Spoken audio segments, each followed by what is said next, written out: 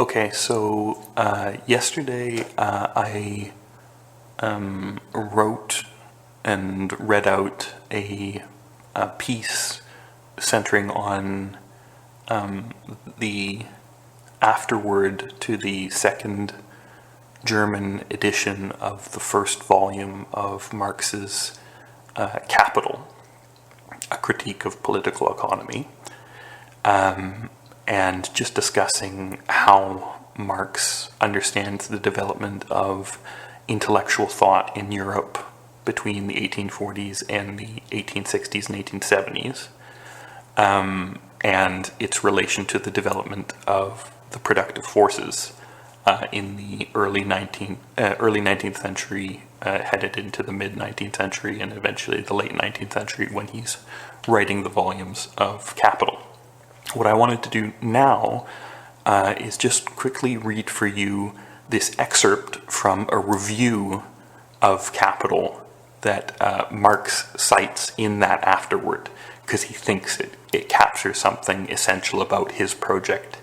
And he says of this review, which was published in the European Messenger of St. Petersburg, that the reviewer takes issue with the Hegelian style, the German dialectical style that Marx has adopted, but the reviewer nonetheless sees a deeper value of the work. And so I wanted to just read to you the excerpt that Marx has cited from that review. And the reviewer's name is not mentioned. I can't find it anywhere other than the citation here.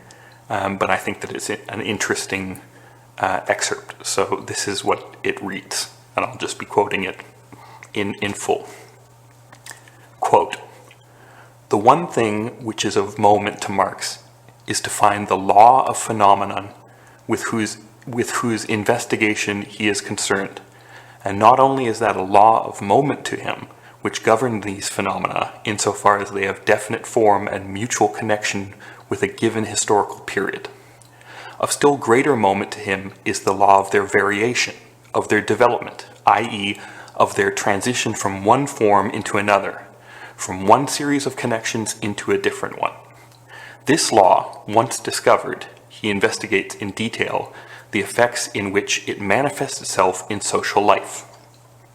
Consequently, Marx only troubles himself about one thing, to show by rigid scientific investigation the necessity of successive determinate orders of social conditions, and so establish as impartially as possible the facts that serve him for the fundamental starting points. For this is quite enough, if he proves at the same time both the necessity of the present order of things and the necessity of another order into which the first must inevitably pass over. And this is all the same whether men believe it or do not believe it, whether they are conscious of it or unconscious of it.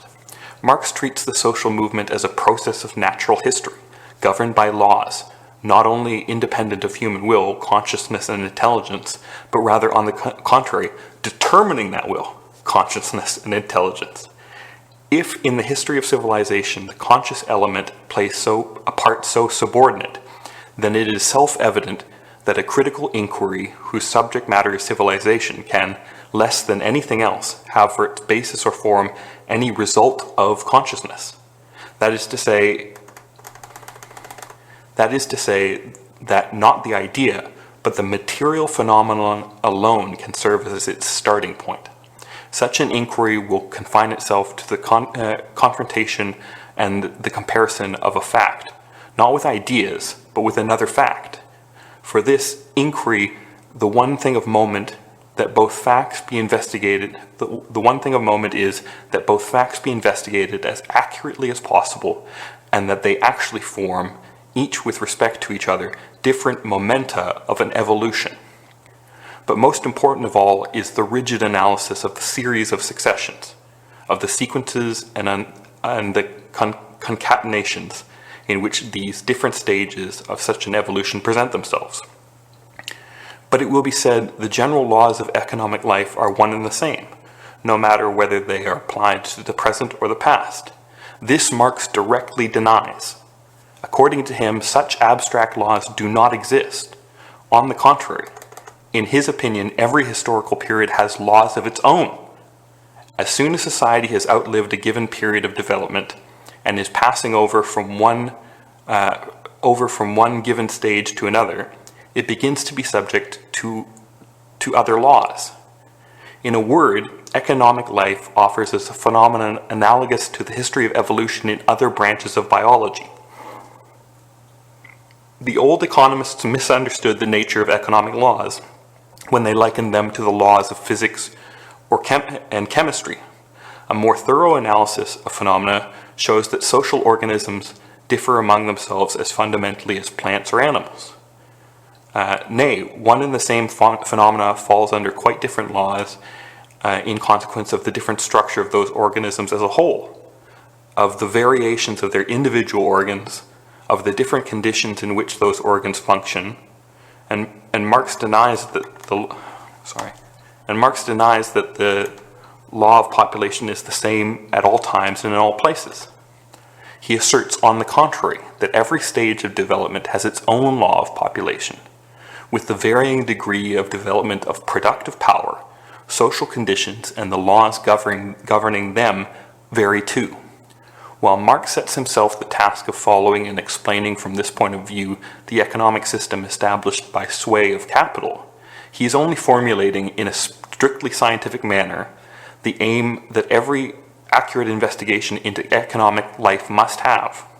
The scientific value of such an inquiry lies in the disclosing of the special laws that regulate the origin, existence, development, and death of a given social organism, and its replacement by another and higher one. And it is this value that, in point of fact, Marx's book has. End quote.